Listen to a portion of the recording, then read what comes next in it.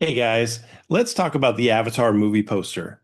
I saw that, of course, the new Avatar Fire and Ash is coming out, and it reminded me of the iconic posters that have been done for this film series, and I thought it'd be interesting to review them and talk a little bit about poster design. So let's take a look.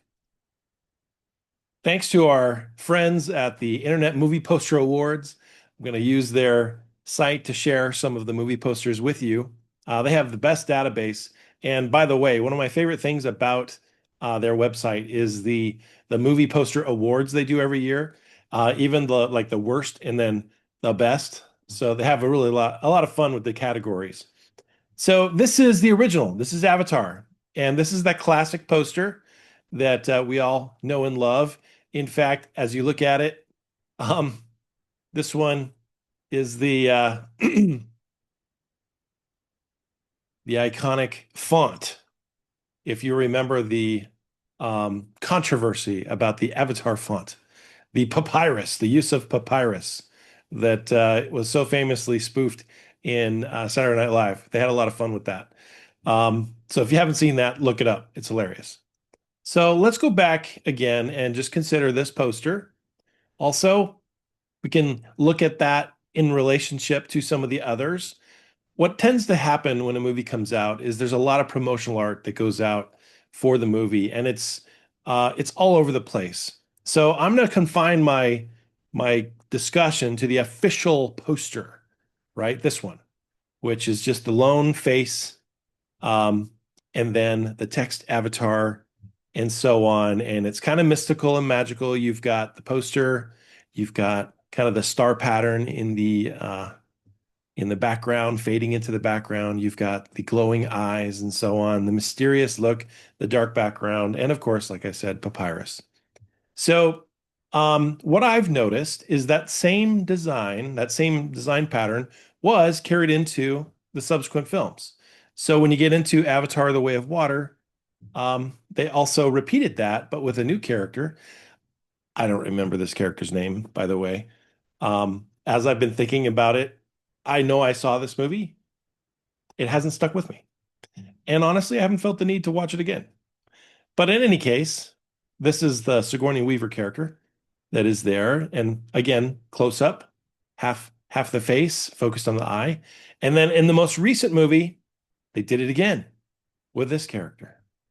We don't know who this character is, but it's done differently. And so as you compare the series, you can see them kind of coming along and playing off of the original. Now, I don't know who designed it. I don't know what their intention was, but I do think it's kind of interesting if you look at the layout of the poster. Um, you have the eye kind of central in the top third of the poster. Then the face curves down toward the title, and um, really striking. Do I think it's amazing? I don't know. I don't think it's particularly awesome for any particular reason, but I do like it, and it's iconic, and it really stands out. I think it was cool that they went ahead and repeated that with the next one in the series, used that as a way of kind of focusing in. I think the first one you could say was more about space. This one obviously gives the appearance of water. You see the little reflection of the light refracting through the water, and the water kind of flow, or the hair kind of flowing in the water in the background, which I kind of like. And then this one, you have the fire and ash, and so now it looks very dry and glowing, and definitely you see the mist and the ash and the red of all that going, those little sparks flying in the sky. And then the whole color scheme has shifted to red, which makes sense. But these aren't complete copies of one another. You can see that in the first one, again, that eye is kind of central to the center line of the poster. In this one, it's shifted slightly. And so you have the title even shifted off to the left. Same with this one. Title shifted off to the left a little bit. And the eye is no longer central to the picture. It's a little bit more asymmetrical, less balanced, but mimics the second movie a little more. Now, if I was going to compare this to, let's say, the other version of the poster, which I think it was probably this one, and then maybe this one, were the two, well, that one's or this one is one I meant to pick, were maybe the other really commonly used posters. So you've got the floating heads, typical for movie posters, and then the action scene down below with the title. You can kind of see that in these versions as well. Here's another one. The whole grouping of characters up top, the floating sea creature down at the bottom. Oh yeah, and by the way, look, they changed the font. We now have a different version of Avatar. No longer they learned from their mistake and they created something different from Papyrus. Um, I like this one a lot better than Papyrus. No offense to Papyrus, but this font looks original and unique, which I think is better. All right, and let's see if they did this same treatment for the current movie. And yes, this time they did the floating heads and then the flying creature in the bottom, and then now the Avatar Fire and Ash. All right, so what does this all say? Well, we're following some very typical poster designs where we have the main characters on the poster arranged in a uniform or hierarchical way, large character up top, surrounded in the circular format. I do like the circular nature of this particular poster. I like how it kind of encapsulates the main characters. I think it's interesting that the villain gets that top billing, that top spot, and then you have kind of, I don't know, maybe a level of character recognition or importance. You have Zoe, I don't remember her character's name either. Zoe Saldana, her character, and then I can't remember his name either. The main dude, the Avatar dude, is there, and then the villain and some of the supporting cast. So I do think it's interesting in level of importance which character they chose to make the most dramatic and the largest and the focus. I really do like the backlighting on the main characters.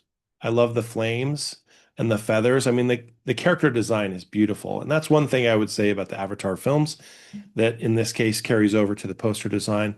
Beautiful, detailed character design. Really cool. The world building is amazing. Um, this one, I don't know. I don't like as much. It feels kind of ordinary. Typical Photoshop style, placing those people together. The color tone is a little inconsistent as well.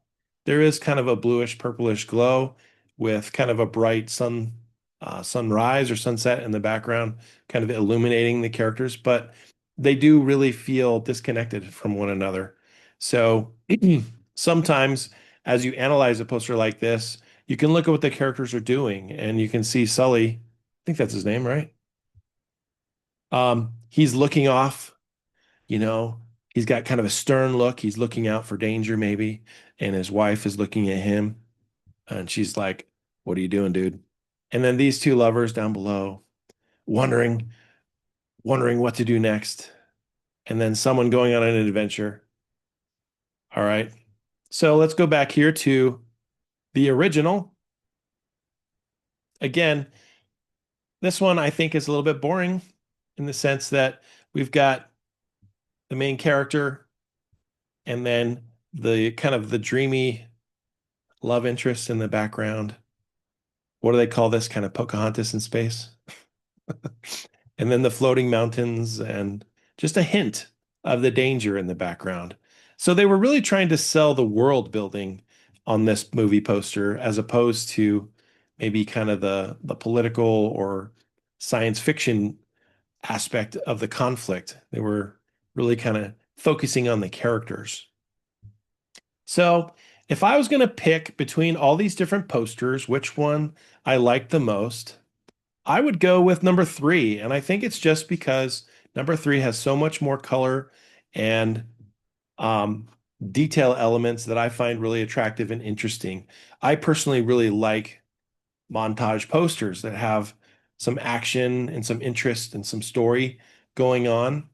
I understand the simplicity of the main character poster, and it seems interesting to have it kind of off center and kind of clipped on the side. So I do like that. It kind of draws you into that eye, and it's a little bit more mysterious. So I do like this as well, and I like the color scheme. And maybe it's just because I'm bored of the blue. The Way of Water, I think, is the least exciting one of the group. So if I had to rank them, I would rank, Avatar 3 as my favorite poster, Avatar 2 as my least favorite poster, and the original Avatar poster, just because it started the series, I would give it the second spot. So all-time favorite of the series is going to be the third poster, and then second would be the first poster, and last would be the second poster. And then that would also be true when we're talking about the montage poster. This one definitely is the best of the grouping. And I think you can see that whoever designed it, they followed good composition.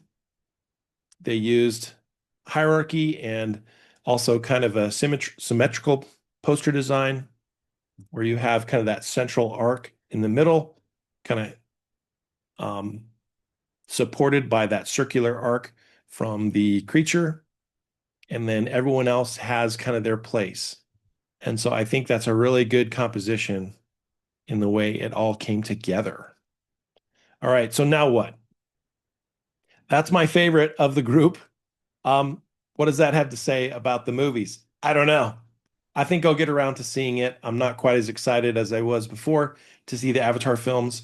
Maybe they've waited too long to make them, but I understand that James Cameron's a little bit of a perfectionist, so I don't blame him for trying to make it as good as he can.